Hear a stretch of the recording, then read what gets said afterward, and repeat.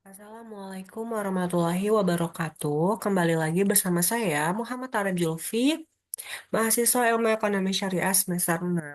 Dan di sini saya akan membahas tentang VAR atau Factor Autoregressive. Nah, VAR adalah model statistik multivariat yang digunakan dalam analisis deret waktu atau time series untuk menggambarkan hubungan dinamis antara dua atau lebih variabel yang saling mempengaruhi.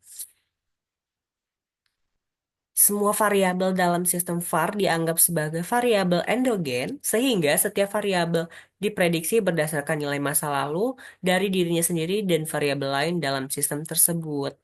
Nah, VAR banyak digunakan oleh ekonom, peneliti analisis data, dan akademisi khususnya di bidang ekonomi, keuangan, dan ilmu sosial lain yang memerlukan analisis hubungan antar variabel ekonomi seperti inflasi, suku bunga, pertumbuhan ekonomi, dan harga saham nih. VAR digunakan ketika yang pertama, data yang dianalisis berupa deret waktu atau time series. Tidak diketahui secara pasti mana variabel yang mempengaruhi dan mana yang dipengaruhi. Jumlah data cukup besar, umumnya itu lebih dari 50 observasi, dan ingin menganalisis hubungan timbal balik dan efek dinamis antar variabel. VAR diaplikasikan pada berbagai penelitian ekonomi dan keuangan seperti analisis hubungan antara sektor saham, pengaruh kebijakan moneter terhadap sektor real, peramalan inflasi, suku bunga, dan indikator ekonomi lainnya. Nah, alasan menggunakan VAR antara lain seperti sederhana karena tidak perlu membedakan variabel endogen dan eksogen, estimasi mudah menggunakan metode OLS atau Ordinary Least Square, pada setiap persamaan dan mampu menangkap hubungan dinamis dan timbal balik antar variabel serta hasil peramalan seringkali lebih baik dibandingkan model persamaan simultan yang lebih kompleks. Nah, untuk bagaimana cara kita analisis VAR-nya, kita langsung aja ke aplikasi RStudio ya teman-teman.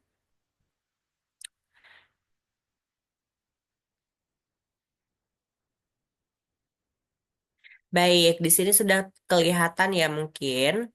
Nah, hal yang pertama kita lakukan adalah import data terlebih dahulu from Excel ya teman-teman. Kita browser aja seperti biasa. Nah, data kalau aku namanya data for var. Di open aja. Nah, aku pakai len IHK sama len BRST teman-teman. Aku namain data aja.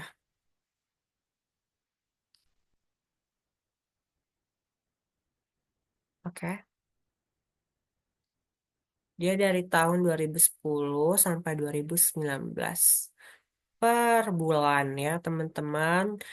Lanjut, kita kembali ke R-Script. Hal yang kedua yang kita lakukan adalah set data ke data time series nih teman-teman. Nah, ini gimana caranya? Ini kita blok aja dari rumus yang udah ada.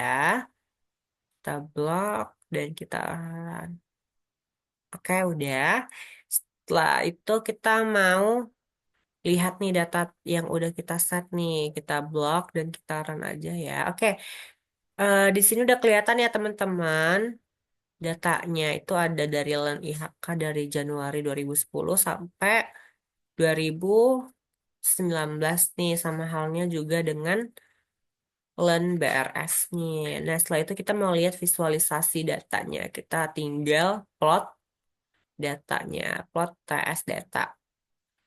Oke, di sini udah kelihatan nih, yang atas tuh ada data, plot data dari LAN IHK, yang bawah itu ada plot data dari LAN BRS nih ya teman-teman. Setelah itu kita akan melakukan uji stasionaritas dengan package nih teman-teman. Teman-teman bisa download package-nya di sini dulu, install dulu ya teman-teman, dan bisa aktifkan lewat centang ini atau tinggal diaktifin dengan rumus library ATSA, tinggal blok dan tinggal run. Oke. Di sini package ATSA-nya itu udah ini ya teman-teman, udah aktif gitu. Nah, kita setelah itu kita mau cek dulu di levelnya teman-teman. Nah, oke. Untuk stasionaritas di level untuk klan IHK, kita lihat di sini p-value-nya itu lebih besar daripada 0,05. Maka dia tuh nggak stasioner, sehingga kita mau mencoba di first difference ya teman-teman. Kita blok dan kita run aja, dan alhamdulillah di first difference dia udah stasioner ya. Sama halnya juga dengan learn BRS. Kita bakalan cek stasionaritas di level. Oke. Sudah terlihat bahwasannya di sini dia tuh nggak stasioner juga. Maka hal yang kita lakukan adalah kita coba di first difference. Dan alhamdulillah juga udah stasioner ya teman-teman di first difference. Nah, selanjutnya kita akan menentukan eh leg optimumnya ya. Pertama kita harus ngaktifin eh, package Urcha dan Vars. Kalau misalnya belum ada, teman-teman bisa diinstal dulu. Setelah itu boleh di checklist juga, atau bisa ketik yang bisa ketik rumus library Urcha dan Vars. Kita blok dan kita run aja. Oke, apakah sudah ini? Coba aku. Oh, Urchanya udah dan Varsnya.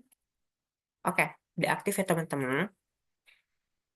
Nah, di situ kita tinggal kita blok dan kita run aja. Oke, di sini mungkin kita mention yang di bagian selectionnya ya teman-teman.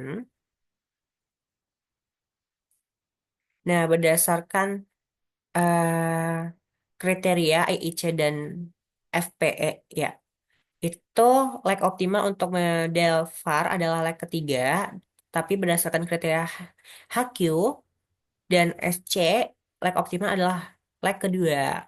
Nah, namun untuk keputusan akhir kita seringkali lebih mengutamakan kriteria yang memberi hasil konsisten yang di berbagai jenis seperti AIC dan eh, FPE dalam hal ini ya. Nah, jadi leg ketiga dapat dianggap sebagai pilihan terbaik meskipun ada sedikit perbedaan pada kriteria HQ dan SC tadi. Nah, selanjutnya kita bakalan estimasi VAR-nya ya teman-teman. Di sini tinggal kita blok dan kita run aja. Oke. Nah, untuk nilai LAN IHK, bentar ya, mungkin ya ini. Nah, untuk LAN IHK lebih dipengaruhi oleh nilai masa lalu dari LAN IHK itu sendiri ya, bisa kita lihat. Dibandingkan dengan pengaruh LAN LAN BRS ya teman-teman. Selanjutnya, namun ada pengaruh signifikan dari beberapa LAN BRS, terutama pada T2 dan T3. Itu untuk LAN BRS juga itu sama. Nilai LAN BRS sangat dipengaruhi oleh nilai masa lalu dari LAN BRS itu sendiri yang menunjukkan bahwa dinamika LAN BRS lebih bersifat autoregresif dengan pengaruh signifikan dari berbagai lags LAN IHK pada periode sebelumnya.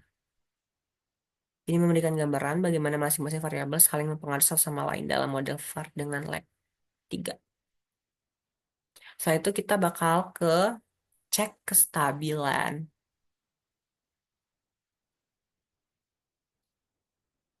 Saya kita blok dan kita run aja. Oke. Nah, pada model VAR, model sangat itu stabilitas model itu sangat penting ya teman-teman. Nah, untuk model VAR dengan lag 3 ini sangat stabil ya. Nah, bisa dilihat bahwasannya model VAR dikatakan stabil atau stationary jika semua akar dan kursus polinomial berada dalam lingkaran satuan. Artinya semua nilai modulusnya kurang dari satu ya teman-teman. Bisa dilihat ini kurang dari satu. Maka model VAR dengan lag 3 ini stabil dan bisa digunakan untuk analisis lebih lanjut seperti IRF dan FDF ya teman-teman. Selanjutnya kita bakalan ke uji kointegrasi.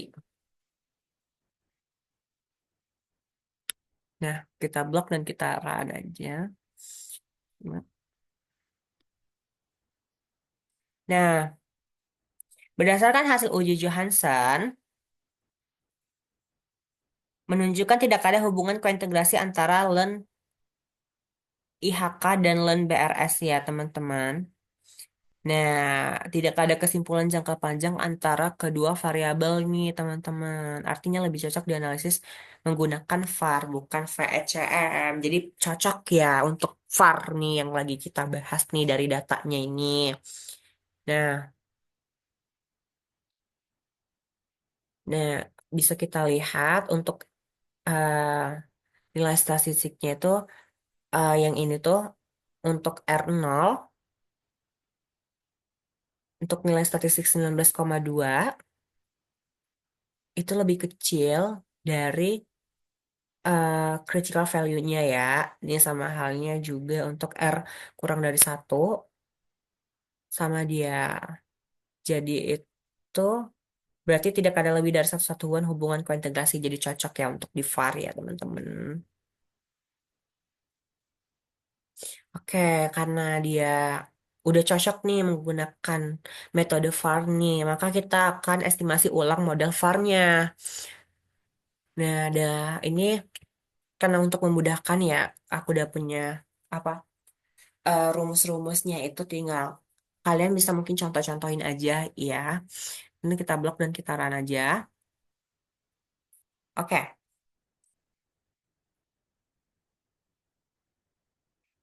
tunggu. Ini kita di mana? Estimasi ulang model VAR.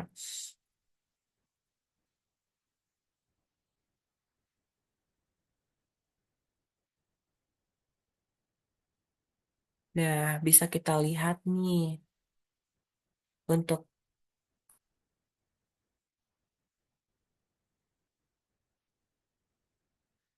nah untuk len BRS-nya pada leg pertama itu sangat signifikan ya koefisiennya di satu. Tunggu ya. Em,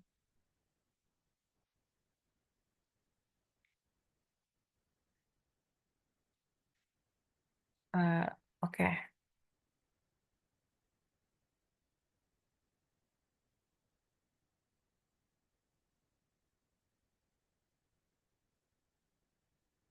oke. Nah, di sini tuh len IHK tuh lebih dipengaruhi oleh dirinya sendiri nih.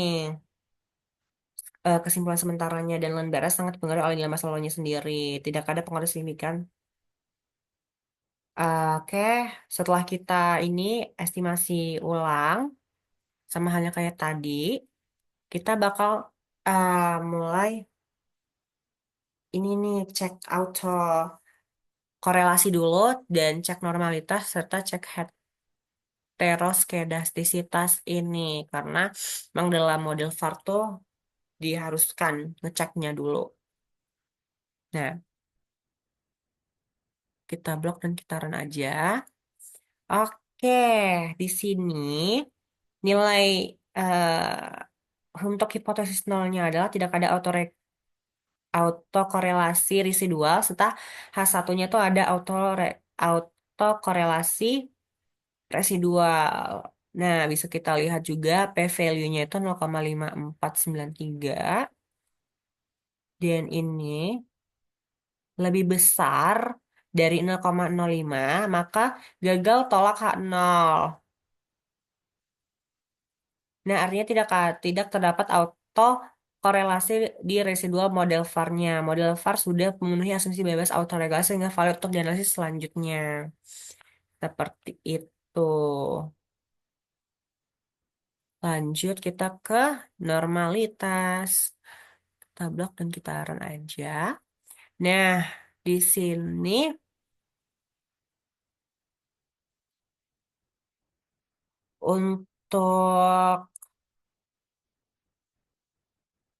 untuk ininya, hipotesis nolnya itu residual mengikuti distribusi normal dan h satunya residual tidak mengikuti distribusi normal. Nah, jadi ini p-value-nya itu untuk di yang kita coba kita lihat di jerk bar test, dia itu 12529. Ini juga ya segini nilainya dan ini juga. Nah, karena semua p-value-nya lebih kecil daripada 0,05, maka tolak H0. Artinya residual tidak berdistribusi normal. Ada masalah pada Skenes dan kurtosis residual. Nah, untuk kesimpulannya sementara itu Malvar tidak memenuhi asumsi normalitas residual. Namun, nih bisa namun, dalam banyak aplikasi VAR, pelanggaran normalitas tidak terlalu kritis asalkan model stabil dan tidak ada autokorelasi. Tadi kan nggak ada autokorelasi ya. Kamu tetap bisa lanjut analisis IRF dan FED, FEVD. Tapi hasilnya harus diinterpretasi dengan hati-hati ya teman-teman, harus diingat. Nah, selanjutnya cek heteroskedastis. Nih, kita blok dan kita run. Nah, di sini bisa kita lihat bahwasannya gagal tolak H0 nih. H0-nya kan tidak ada gejala heteroskedastisitas. Hipotesis H1-nya ada gejala heteroskedastisitas. Nah, karena p-value-nya ini, p-value-nya itu 0,6773 lebih besar daripada 0,05, maka gagal tolak H0 atau terima H0 ya. Nah, tidak ada eh, atau data kita tuh homoskedastisitas semua ya, teman-teman. Nah, selanjutnya kita bakal cek ininya ya teman-teman, cek stabilitas,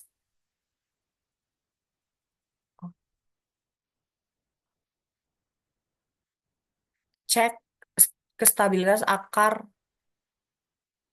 karakteristik.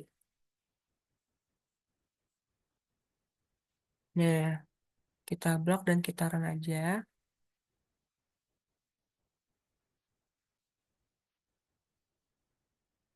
dan coba ini.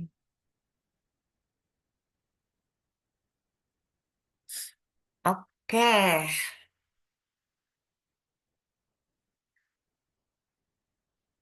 Nah, semua nilai modulusnya berada di bawah satu ya teman-teman.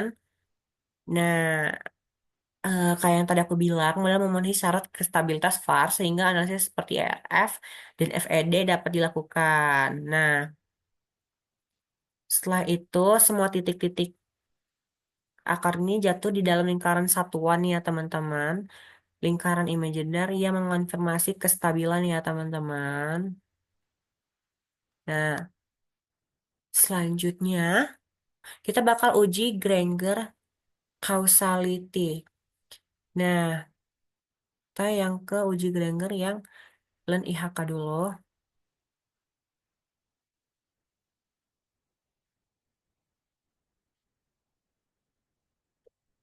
Nah, untuk hipotesis nolnya, len IHK tidak Granger karakteristik dengan len BRS nih. Nah, untuk F-testnya kan 1, coba kita lihat. F-testnya itu kan 1,3463 nih. Nah, karena V-value lebih besar dari level signifikan, biasanya tuh 0,05 ya, teman-teman. Kita tidak dapat menolak hipotesis nol. Artinya tidak ada bukti yang cukup untuk menyatakan bahwa len IHK Granger Clausen dengan len BRS nih. Nah, selanjutnya kita coba yang Granger test,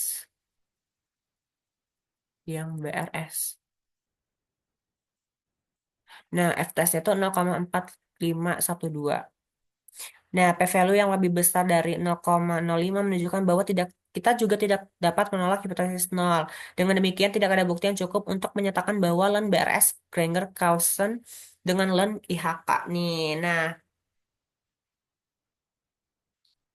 setelah itu, nah, tidak ada nih, kesimpulannya tuh tidak ada bukti yang cukup untuk menyatakan bahwa ada hubungan sebab akibat Granger antara Len IHK dan Len BRS baik dalam arah sebaliknya maupun secara instan. Dengan kata lain, kedua variabel tersebut tidak saling mempengaruhi dalam jangka pendek menurut uji Granger kausalistik ini.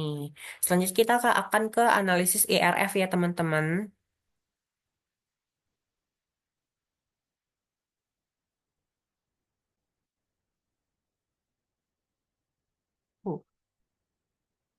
Uh, Oke,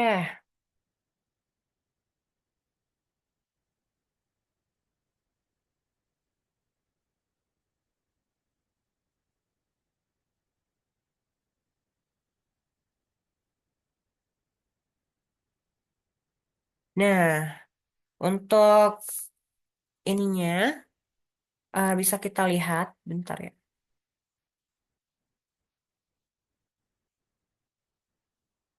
Oke, nah bisa kita lihat bahwa grafik menunjukkan respon Len BRS terhadap shock eh, satu unit tuh di LEN IHK.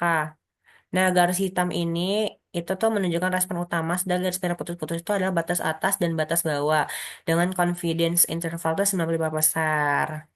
Nah, respon awalan BRS terhadap shock di LEN IHK adalah negatif ya teman-teman. Setelah shock di LEN IHK, LEN BRS turun dengan nilai negatif dan semakin menurun dalam beberapa periode ke depan ya. Nah, lanjut. Nah, dalam jangka panjang hingga periode ke-12, LEN IHK tetap mengalami penurunan akibat shock pada LEN IHK.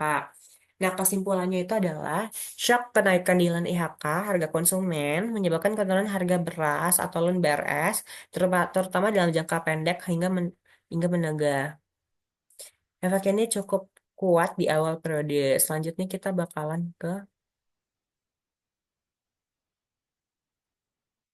forest forecast error variance decomposition ya teman-teman.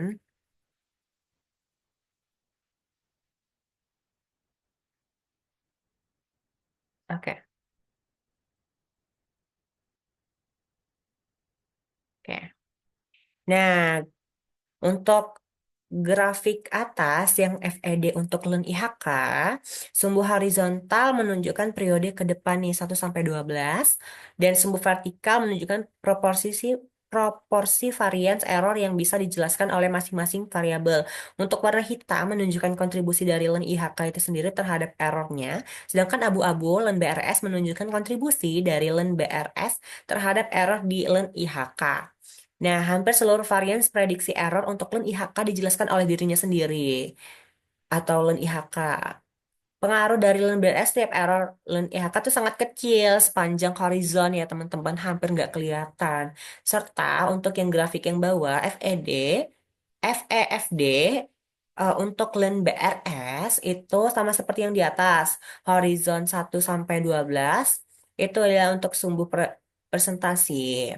Nah, untuk warnanya itu, untuk warna abu-abu muda, itu untuk LUN BRS, menunjukkan kontribusi LUN BRS terhadap errornya sendiri. Sedangkan hitam itu menunjukkan kontribusi LUN IHK terhadap error di LUN BRS. Nah, hampir seluruh varians error di LUN BRS dijelaskan oleh dirinya sendiri ya teman-teman ini. Lihat abu-abunya lebih banyak.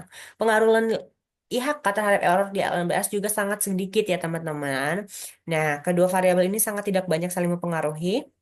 Ini tidak banyak saling mempengaruhi dalam menjelaskan variansi error masing-masing ya teman-teman.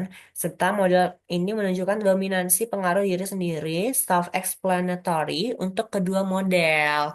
Nah, itu aja ya teman-teman dari demonstrasi kita untuk kali ini menggunakan VAR. Nah, lebih dan kurang saya mohon maaf. Wassalamualaikum warahmatullahi wabarakatuh.